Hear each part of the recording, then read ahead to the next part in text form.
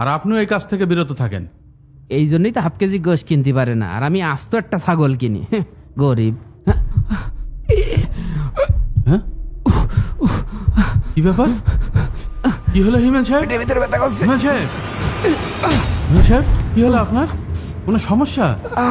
Sir প্রচন্ড বুকে ব্যথা করছে স্যার, আমি আর সহ্য করতে পারছি না স্যার। কি বলেন? হঠাৎ করে আপনার কি হলো? কিছুক্ষণ আগেও তো আপনি ভালো ছিলেন। ডাক্তার সাহেব, আমার কি হয়েছে? আপনার হার্টে ব্লক ধরা পড়েছে, একটা কিডনি ড্যামেজ হয়ে গেছে, সেই সাথে সারা শরীরে কয়েক জায়গায় ইনফেকশন ছড়িয়ে পড়েছে। মানে স্যার, আমি ভালো হব তো? দেখুন, আপনার শরীরের অবস্থা খুব একটা ভালো না। আপনার চিকিৎসা করতে আনুমানিক প্রায় 50 থেকে 60 লক্ষ টাকা খরচ হবে। তারপরেও আমরা গ্যারান্টি দিতে পারছি না।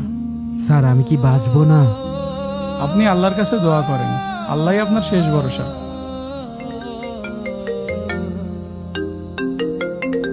হ্যালো, হিমেল সাহেব, আপনার বিরুদ্ধে তো ঘুষের অভিযোগ উঠেছে।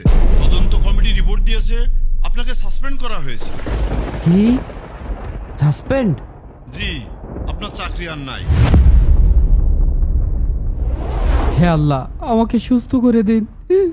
এই হিমেল, তুই গরিবের হক মেরে কোটি কোটি টাকার মালিক হয়েছিস, হারাম টাকায় ছাগল কিনেছিস, গাড়ি বাড়ি করেছিস। আজকে সেই হারামি তোর শরীরে আজাব হিসেবে ফিরে এসেছে। তোর কি মরণের ভয় নেই? তওবা কর। হে আল্লাহ, এ আমি কি দেখলাম? হে আল্লাহ, আমি একজন গরিবের টাকা মেরেছি আল্লাহ। হিমেল, আপনার এই অবস্থা কেন? স্যার, আপনি বারণ করার পরও ঘুষ নিয়েছি। এখন আমার চাকরিও শেষ, শরীরও শেষ। স্যার, আপনি আধা কেজি মাংস কিনতেন আর আমি একটা ছাগল কিনতাম। আমি খুব হাসতাম যে এত বড় অফিসার আধা কেজি মাংস কেনে, অথচ আপনার আধা কেজি মাংসই হালাল ছিল।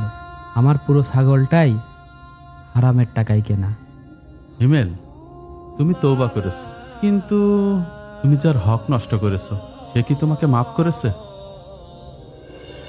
আমি আপনার কাছ থেকে 50,000 টাকা নিয়েছিলাম, আপনার চাকরিও দেইনি, আপনার টাকাও ফেরত দিইনি।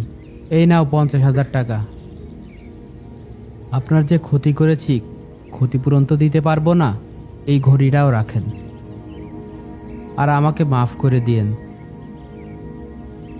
আল্লাহ, আমি কত মানুষের জীবন নষ্ট করেছি, তুমি আমাকে মাফ করে দাও।